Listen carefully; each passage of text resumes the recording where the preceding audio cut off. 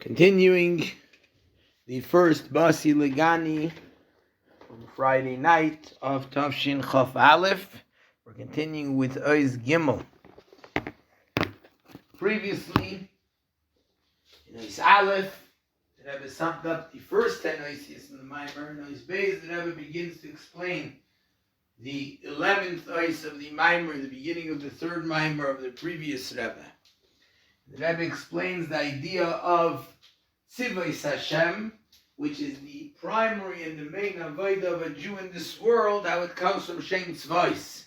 In order to explain that idea, so the Rebbe explains the whole concept of names of Hashem, that the names of Hashem come from, the names of Hashem are an expression of Lefi Maaseh of Hashem's actions, which means that there's two aspects in it.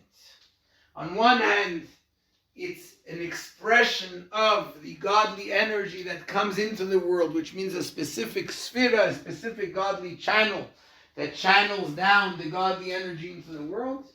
On the other hand, it's the name of Ani, it's the name of Hashem himself, which, as the Rebbe explained from the Baal Shem Tov, that when we refer to a name of Hashem, when it refers to a specific sphera, it's not just referring to the oir, to the light, which is like the neshama inside the keli, the receptacle of that sphera, which channels the energy, but rather it's the keli itself.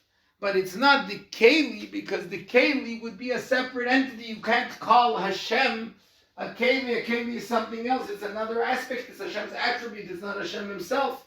But rather it's the godliness that sustains and that makes that keli exist. Now the Rebbe continues in Ois Gimel, Vini Amru Razal, the Gemara says in Psachim, Loi kimoi shani nichtav ani nikra. Hashem says, I'm not written in the same way that I'm read. What does that mean? Nichtav bi'havaye v'nikra bi'adnai.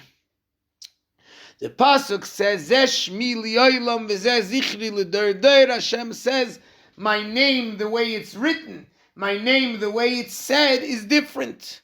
Because when you write the name of Hashem, you write Yud Kei Vav Kei, Havaya. But when you read it as Adnai. V'tzarich lahavin, we have to understand, number one, what's the reason that we don't read the name of Hashem the same way it's written? Why is there a discrepancy and a difference between the way it's written and the way it's read? V'gam, and another question is, since we know there's 7 names of Hashem, why is specifically when it's in general, when the name of Hashem is written, it's written with the letters of Yud Kei Vav Kei, but the way it's read is not with another one of the names, but specifically with Adnai. Umevair Magid, and the Magid of Mezrich explains the Shem Havaya hu Shem HaMefeirash ulemayla Yeser hu Shem HaEtzem. The Shem Havaya is the Shem HaMefeirash. It's the ineffable name of Hashem, meaning it's the explicit name of Hashem. And even higher than that, that means it is the name which refers not just to a specific aspect, but to the essence of Hashem. Being that this is referring to the essence of Hashem, that's above all the existences. Why? Hashem makes everything come into existence. So if we're referring to the essence of Hashem himself, then it's not something that is connected to the making things come into existence. Rather, this is the essence which is above even that. He's the one who makes everything. He's the one who causes everything to happen. We continue to say that Hashem is the one, the Shem HaMefeirish is the Shem HaEtzem. On the other hand, V'ini Nakriya, Hu'ini Nagili V'Apirsum. Reading it, Hashem's name in a certain way, means revealing it and spreading it out. And therefore we can't call Hashem with Shem Havaya. We can't read it by the Shem Havaya.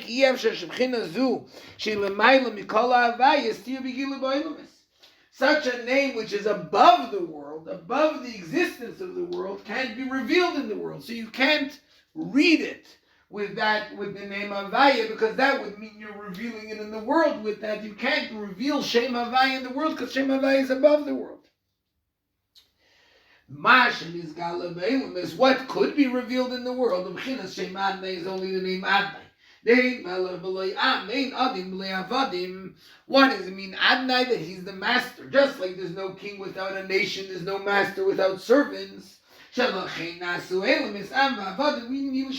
whole concept of Shem Adnai, that he's the master, meaning that there is a nation, there is servants, there is an existence of the world. That's why we say, how is Hashem read? How can Hashem be revealed? With the Shem Adnai, because that's the oir, that's the energy which is connected to the world, being the master of the world, and there is an existence of the world. Whereas Havaya is above the whole existence of the world, therefore it can't be read like that.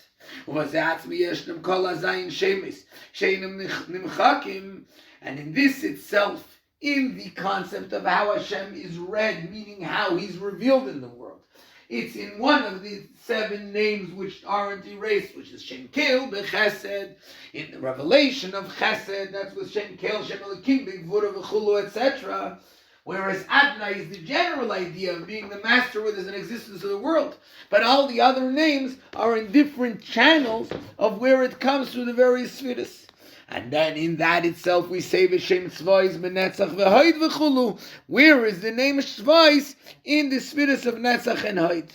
V'Zeu Gam Ken Ma Shemevayra Magid. Now we can also understand what the Magid of Mizrish explains in Birush Maimar Azal. In the explanation of what Chazal say, what the Mishnah says in Masechta Avos, Nigad Shema, Avad Shema. The simple meaning is when a person's name is too great, when a person is haughty and egotistic, then his name gets lost.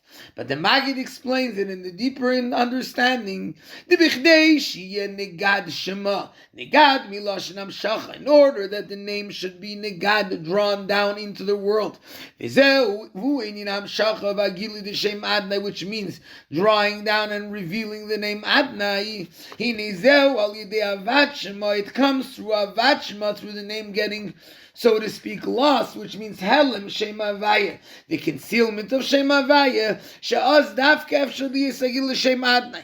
Because Shem Havaya is above the world, as long as Shem Havaya exists, so to speak, as long as it's there, as long as you're connecting to it, there can't be an existence of a world in which godliness is revealed, in which there's Shem Adnai.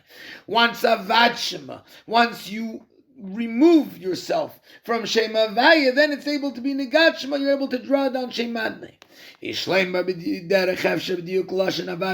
Rebbe says that b'derech efshar we can explain the diuk, the specific expression of Avad Shema, the name getting lost, in order to draw down the general light and energy of godliness which is connected to the world, which that's the meaning of the name Adnai. First there had to be the first Tzimtzum. Tzimtzum meaning removing the godly light from the world. As we know that in order for the world to be created, first Hashem had to remove the essence of godliness, because there couldn't be a world, and then he can draw down the godliness which is connected to the world. Similar to what we're saying, Avad Shema. First there has to be the removal of Shem Havaya, and then you can draw down Shem Adnai. Amnam, however, bebeis hamikdash haya kain gadil keres Hashem kechsavi b'yom Kippur. Despite the fact that we said that usually, like Hashem shani nichtav ani nikra, that the name Havaya, which is the way it's written, is not able to be drawn down, but there's one time that is able to be drawn down. In the Beis Hamikdash Shanim Kippur, the Kohen Gadol would read the name Hashem the way it's written. And the Maggid explains why. Just like Shabbos, which is above the world, it gives power, gives strength to all the 6 days of the week. Ubefrat Yom Kippur Shu Shabbos Shabbosein. Specifically, Yom Kippur Shabbos is a day that's above the world. Shabbos is when, so to speak, the godly energy becomes elevated and included in its source, and therefore it gives power to the other 6 days. Yom Kippur is even more. It's Shabbos Shabbosein Shein Bo Yachilu Shtia. It's not just like Shabbos, which removed from the world in a way that there's no work, there's no regular mundane actions, but there's not even eating and drinking. That's Yom Kippur, that's the Mitzad Zman. In time, Yom Kippur is a time which is removed from the world. V'gam b'kein gadol ksiv lavdilei kodesh kadashim, the kein gadol in people, in the species of people. The Kohen Gadol is separate, he's completely holy and removed from everyone else. That's why on Yom Kippur, and the Kohen Gadol, like we'll say later, that in that time he went into the Kodesh HaKadoshim, both in time, in space, and in existence of a species. There's each and every one of those. This is the one that's removed, the one that's connected to its source, which is Shem Havaya, and that's why there Shem Havaya was able to be drawn down. That's what the Maggid explains, but the Rebbe says seemingly it's still not understood. What's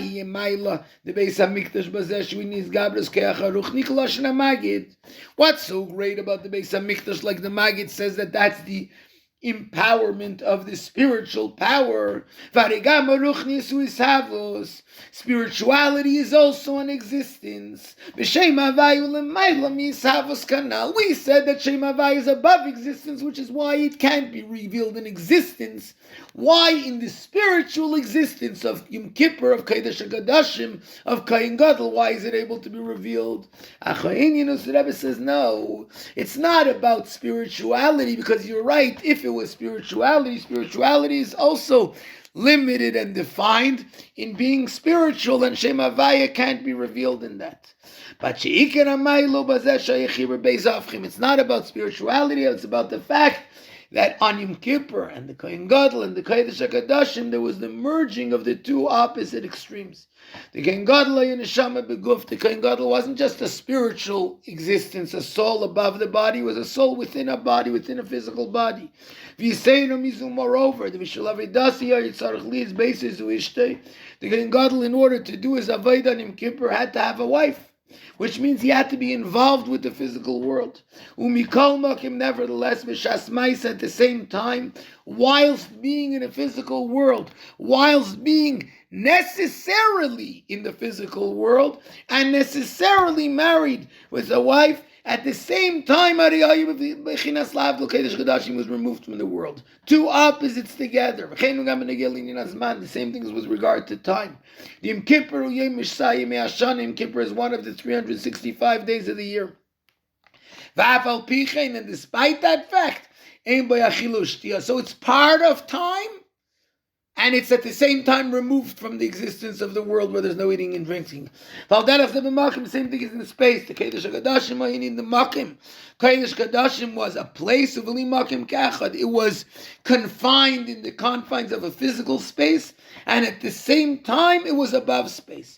V'hainu, meaning the B'chala Inyanim, and all of these three things of Yom Kippur, Kohen Gadol, and Kodesh HaKadoshim, there was the merger of the two opposites. And